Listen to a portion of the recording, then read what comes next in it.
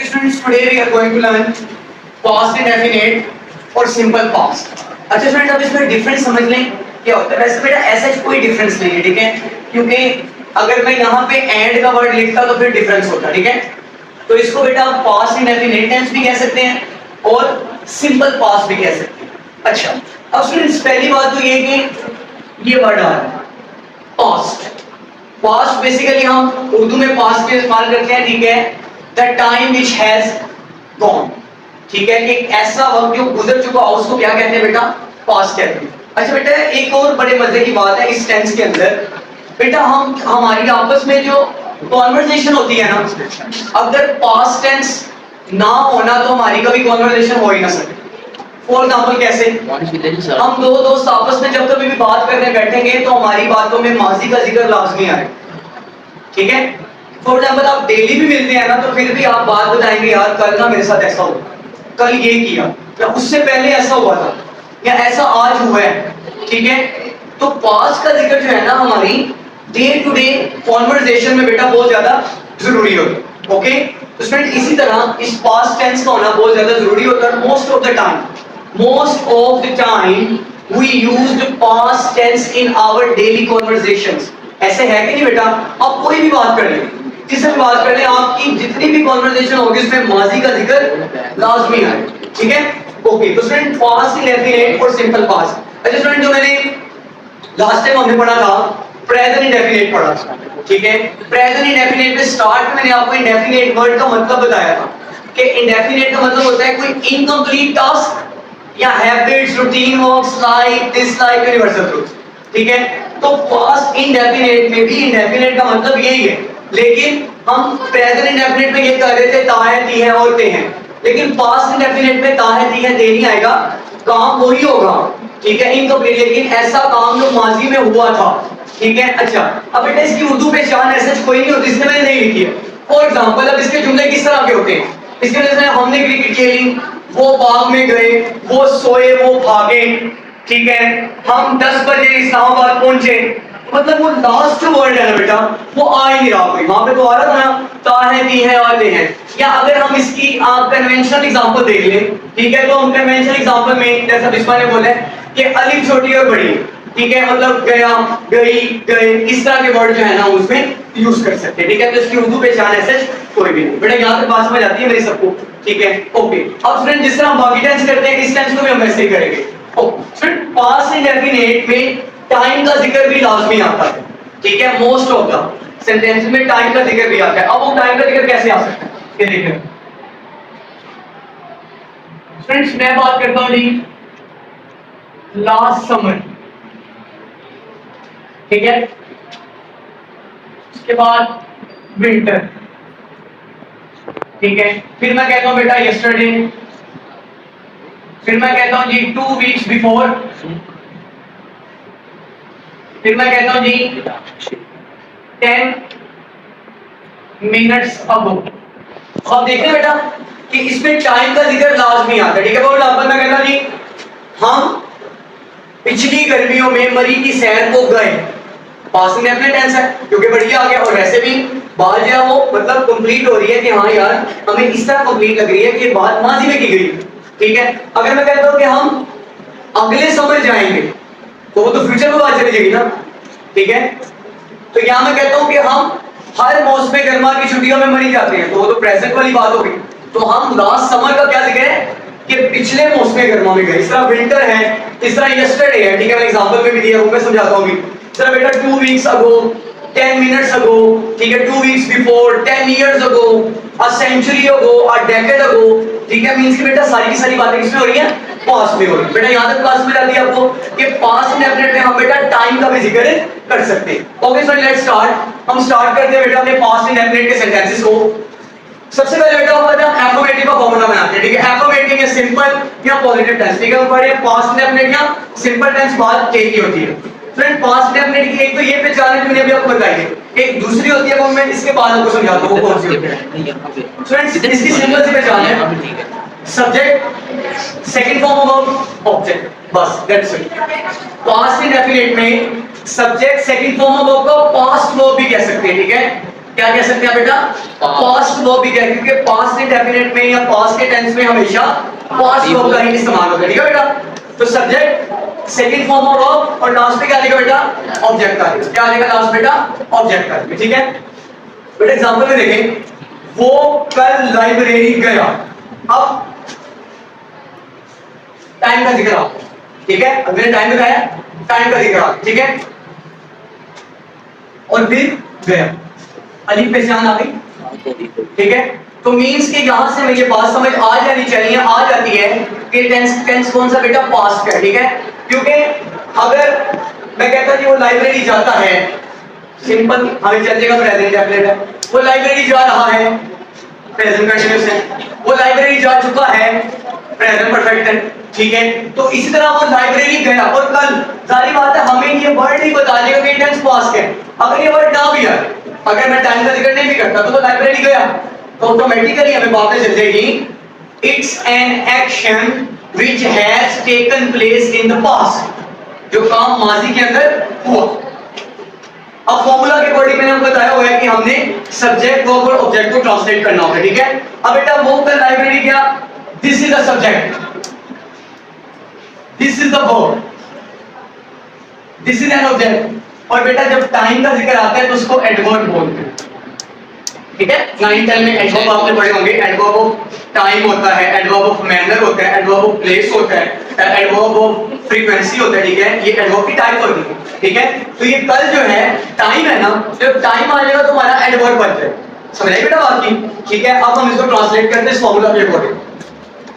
वो ही second form of verb went, जाने की फर्स्ट फॉर्म होती है बेटा गो, और सेकंड फॉर्म क्या हो जाएगी, वेंट, गो वेंट और गॉन, ठीक है। ये कौन सी होती है, he went to library yesterday, ठीक है। अब अगेन इस फॉर्मूला के अकॉर्डिंग सब्जेक्ट वर्ब ऑब्जेक्ट और एडवर्ब, समझाइए बेटा बात, ठीक है।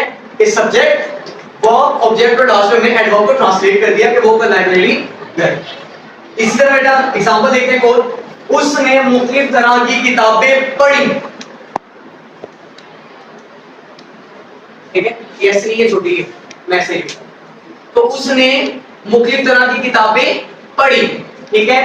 तो ये बात ने मैं फौरन बता दिया कि यार ये काम ऐसा है जो कि वो काम कर नहीं रहा बल्कि माजी के अंदर ये काम हो गया, ठीक है। तो he read various kinds of books, ठीक है। ये रीड होता है, लेकिन बेटा ये जब पास्ट में पढ़ा जाता है तो रीड, रेड, रेड और रीडिंग, ठीक है। स्पेलिंग सेम हो जाते हैं लेकिन रेड पढ़ा जाता है, ठीक है बेटा। तो he read various kinds of books, समझ आती बेटा सेंटेंस की भी आपको, ओके। तो ये था बेटा हमारा एफर्मेटिव, ठीक है, कि जो हमारे सिंपल टेंसेस होते हैं उनको हमें किस तरह ट्रांसलेट करना, ठीक है बेटा। बेटा हमें ना मोस्टली बताया जाता है कि टाइम का जो जिक्र है ना वो सिर्फ और सिर्फ परफेक्ट कंटीन्यूअस के सेंटेंस में आता है जहां पे सिंस और फॉर लगाते हैं, ऐसे ही है। वो मैंने आपको कंटीन्यूअस अभी इसलिए नहीं करवाए हैं, प्रेजेंट के, पास्ट और फ्यूचर के, वो मैं एक दिन इकट्ठे करवाऊंगा, ठीक है, नहीं वो मिक्सअप हो जाएगा, ठीक है बेटा।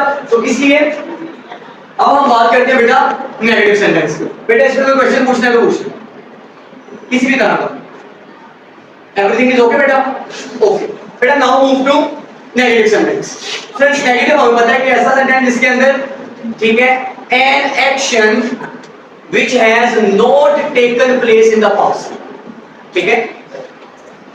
Subject did not, present indefinite में क्या कर रहे थे, डू नॉट और डज नॉट लगा रहे थे। तो पास्ट इंडेफिनिट में डू की सेकंड फॉर्म क्या होती है, डिड होती है, ठीक है। यहां पर ये एज ए वर्ब यूज नहीं हुआ बल्कि as a helping verb use हुआ है, एज ए, क्योंकि वैसे तो डिड वर्ब भी है, लेकिन जब हम बेटा पास्ट इंडेफिनिट का नेगेटिव बनाते हैं तो हम डिड को एज ए हेल्पिंग वर्ब के तौर पे यूज करते हैं, ठीक है।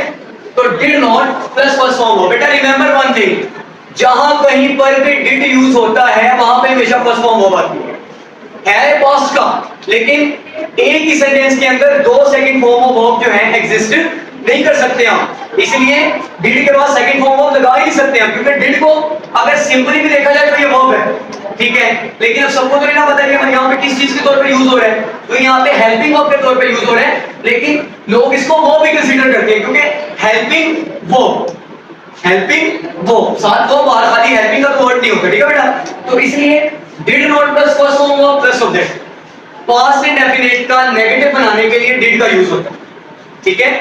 पास्ट इंडेफिनिट का नेगेटिव बनाने के लिए डिड का यूज होता है। पास्ट इंडेफिनिट का नेगेटिव बनाने के लिए डिड का यूज होता। ये मैं बार बार रिपीट इसलिए कर रहा हूं ताकि आपके माइंड में बैठ जाए कि आपने जब कभी भी डिड लिखना है वहां पे आपने फर्स्ट फॉर्म वर्ब लगानी है।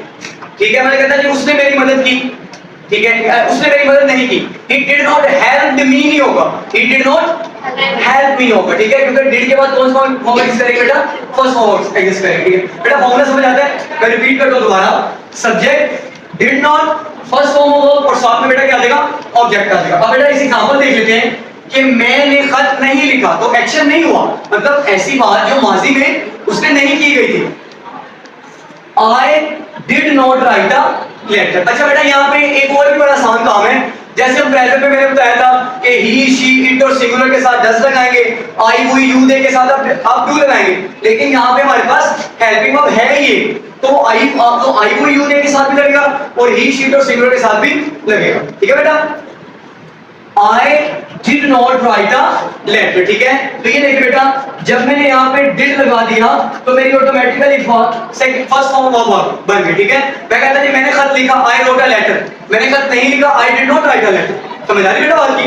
तो यहाँ पे इसलिए मैंने कौन सी फॉर्म लगा दी, फर्स्ट फॉर्म लगा दी। अब बेटा इसकी एग्जांपल दूसरी देखें, उसने मेरी बात ना सुनी। ठीक है, अगेन वही हमें बात पता चलेगी कि टेंस कौन सा बेटा, पास्ट का, ठीक है, पास्ट इंडेफिनिट का नेगेटिव सेंटेंस है, तो he did not listen to me. ठीक है, अब यहाँ पे डिड आया और डिड के साथ लिसन आ गया। ठीक है, क्यों? क्योंकि डिड था तो फर्स्ट फॉर्म वर्ब आ गई। ठीक है, अगर उसने मेरी बात सुनी, he listened to me, उसने मेरी बात नहीं सुनी, he did not listen to me। ठीक है, जब एफर्मेटिव बनाएंगे तो लिसन आएगा। ठीक है, तो जब नेगेटिव बनाएंगे तो लिसन आएगा। Why? Just because of did. बेटा नेगेटिव भी समझ आता है सबको, ये सिंपल है, इसमें मुश्किल है, डिड लगाना फिर फर्स्ट फॉर्म वर्ब लगा रहे। ठीक है बेटा, मोस्टली हम लोग इस सेकंड में आप जो मॉरल स्टोरी लिखते हैं, मैं क्यों कहता हूं पास्ट में लिखिए, अगर आपने ये टेंस समझ लिया आपको मॉरल स्टोरी लिखने में आसानी हो जाएगी, क्योंकि मॉरल स्टोरी सारी की सारी पास्ट इंडेफिनिट में होती है। दो टेंस की होती है मॉरल स्टोरी, पास्ट इंडेफिनिट और पास्ट परफेक्ट। इसके अलावा मॉरल स्टोरी अभी आपको समझ आइए तो आप जो स्टोरी लिखते हैं तो शायद आपको आइडिया हो गया हो कि आप यही सारी चीजों का इस्तेमाल करते हैं, आप पास्ट फॉर्म का यूज कर रहे होते हैं, प्रेजेंट फॉर्म का यूज नहीं कर रहे होते। ठीक है बेटा, तो ये टेंस का समझना आपके लिए मॉरल स्टोरी लिखने के लिए बहुत ज्यादा जरूरी है। ठीक है, इसलिए मैं कहता हूं पास्ट के अंदर स्टोरी हो और पास्ट में ये फॉर्मूला है। ठीक है बेटा, उसके बाद बेटा आ जाते हैं हमारे पास जो नेक्स्ट है इंट्रोगेटिव। ठीक है, सवालिया फिक्रा। ठीक है, कि जो हमने बेटा सवालिया बनाने के लिए जब यूज करते हैं वो कौन सा टेंस होता है बेटा, इंट्रोगेटिव टेंस।